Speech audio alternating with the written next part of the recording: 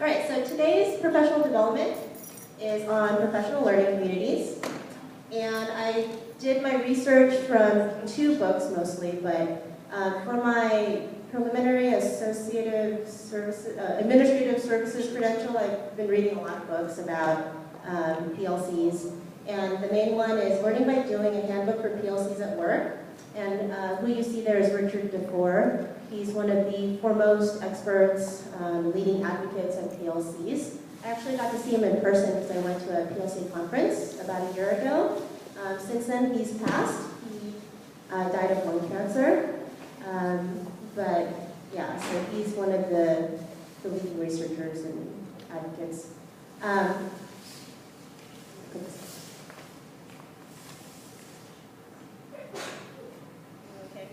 thanks. All right.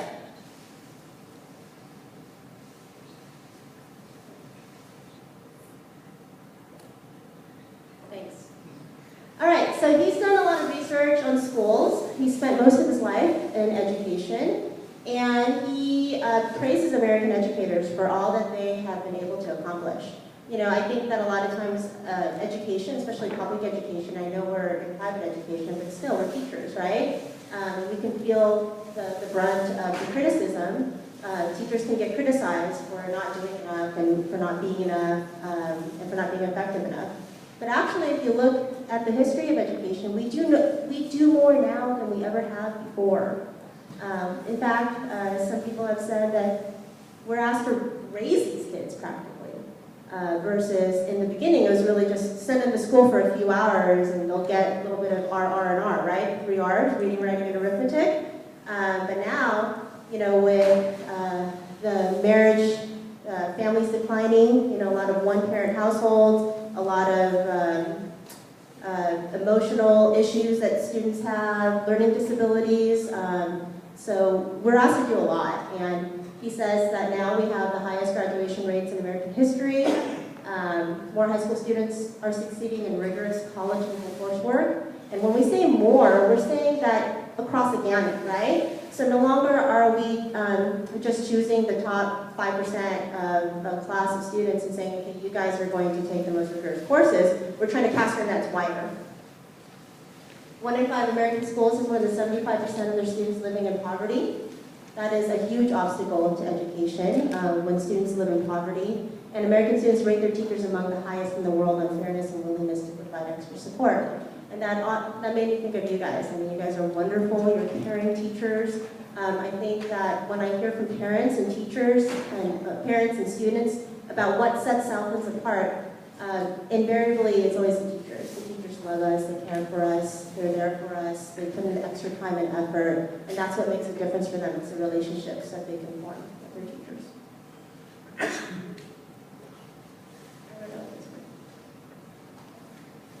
All right, so, and at this time, the stakes are higher than ever before in terms of educating our students. The middle class is shrinking.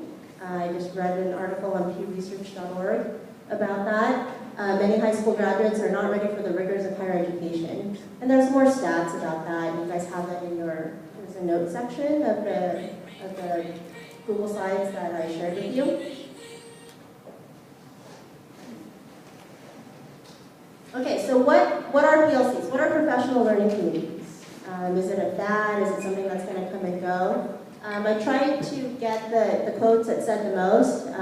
This one says that a PLC is, or a professional learning community, it's an ongoing process in which educators work collaboratively in recurring cycles of collective inquiry and action research, and I know I'm throwing a lot of vocabulary words in there, to achieve better results for the students they serve. PLCs operate under the assumption that the key to improve learning for students is continuous job-embedded learning for educators.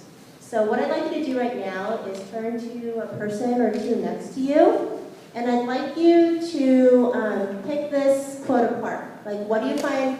Do you find something surprising? Do you find something interesting? Do you find something that you disagree with? Do you have words that you're wondering what they mean? So for example, collective inquiry and action research. Maybe you could guess at their meaning based on the words that are used to make the term. So can you turn to one another for about 2 minutes?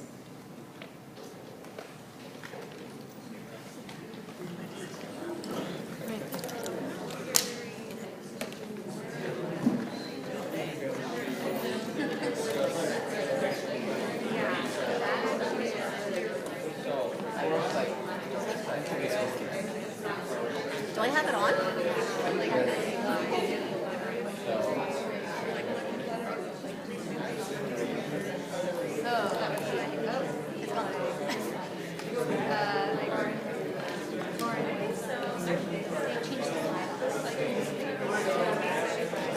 Steve? You took my clicker. Okay. Steve? Steve? That's okay. Oh, yeah. Can you go back?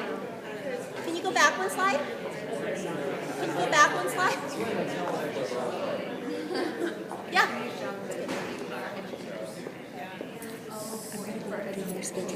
You're good? Okay. Remind people to take their stuff, everything that's left over. Yeah. That's right there. We cleaned everything else up so they can take their containers. Okay.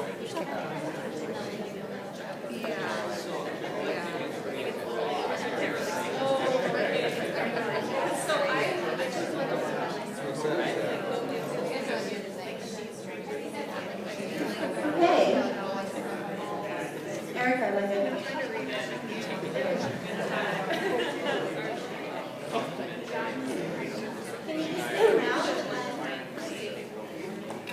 I'll click it for you. Just give me a signal. I don't think it's working. all right, so Rob, what did you talk about with your partner or partners about the quote?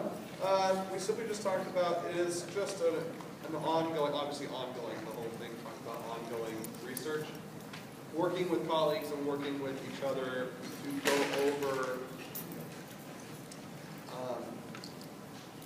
different practices, best practices that are done in class, and then working together and saying this worked, this didn't work, and just sort of like checking in with each other and giving each other hints or clues or support in those ways. Okay, so the part that you talked about was the collaborative part, right? Yeah. Okay. All right, anyone else for a different portion? Robbie? So the action research, I mean, I'm personally not 100% sure what action research is, but just based upon context and connotation, it just sounds like that is our personal experiences, you know, as research, like, you know, we're actually in the environment where we're getting the data and then getting to share that with people we're in our community with. Yeah, that's right. And what I would add to that is that part of the action research is not just the research that you, or the data that you collect in your classroom, but it's also the research that you can do by looking up articles online, by reading books, by going to conferences. Because there's so much out there that's been written about education and educational practices. And so action research and collective inquiry go together. So the inquiry is, what question do we have about education, about our students, that we would like to better solve? So it's a problem-solving type of approach. So for example, give me a question that you have about education, about helping our students. How do you help students not fall asleep in class? Okay, so we're dealing with, would you say it's motivation? Would you say it's problems at home? You don't Like- sleep. They play Is it video video games? Play video games Okay. until 2 a.m. Okay. 2 a.m. Yeah, so how do we engage our students so that they're motivated to do their best work in class and love learning? So that can encompass making the choice to go to bed at a reasonable time, right? That can encompass making sure to turn off their phones by 11 p.m. versus, you know, staying on and texting, right? So that's a good question. And so then from that question, and maybe it's a question that I feel like it's a question that others of you share, right? Okay, so collectively, let's ask a question and let's do some research to figure out how to solve this problem.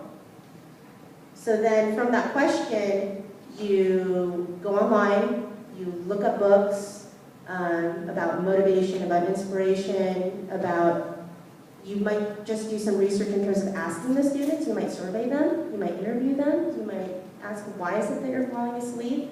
And then it's a cycle of inquiry and a cycle of research. So then you get some data, you get some research, and then that spins off into another cycle of inquiry, perhaps.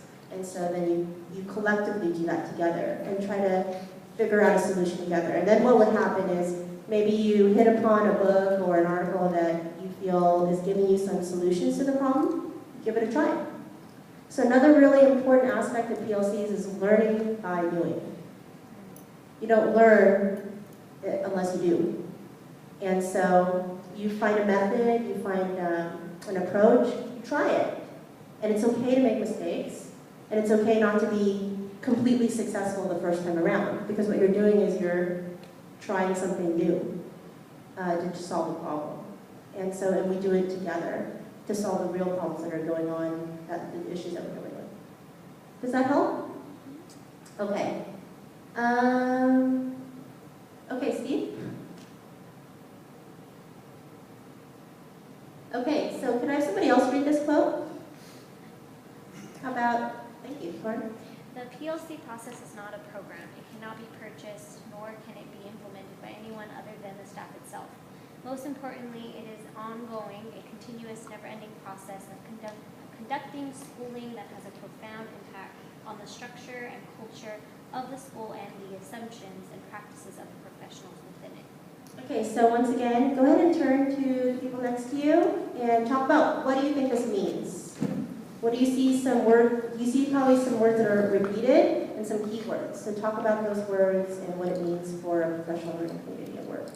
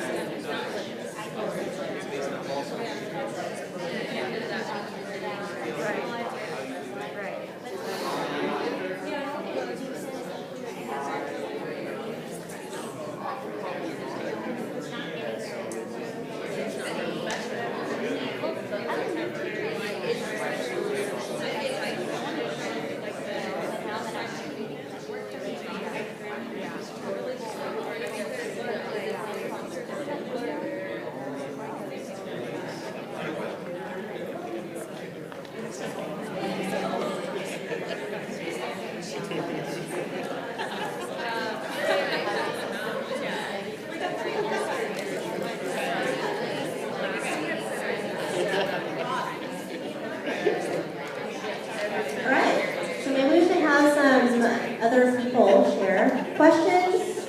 Comments? Wonderments? Sorry. What do you think this quote is saying? Or perhaps a question? It's something that should be embedded. It's something that should be in, like, it should be part of your staff. Yes. Like, it should be part of your teaching.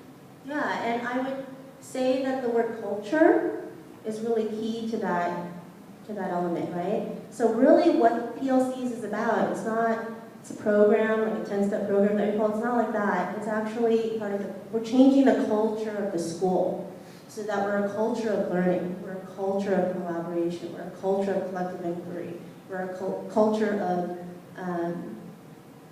looking for student evidence of learning and basing our decisions on that. I saw another hand. Never mind. Any questions about the quote? But yeah, you hit it on the nail. It's a process and it's a culture. So I feel like I would have done my job well if, no matter if I were here or not, that you guys continue to work collaboratively together, that you guys continue to do action research, that you engage in collective inquiry, that you guys are professional learners, that you seek to constantly improve, that you're never done improving, that it's this ongoing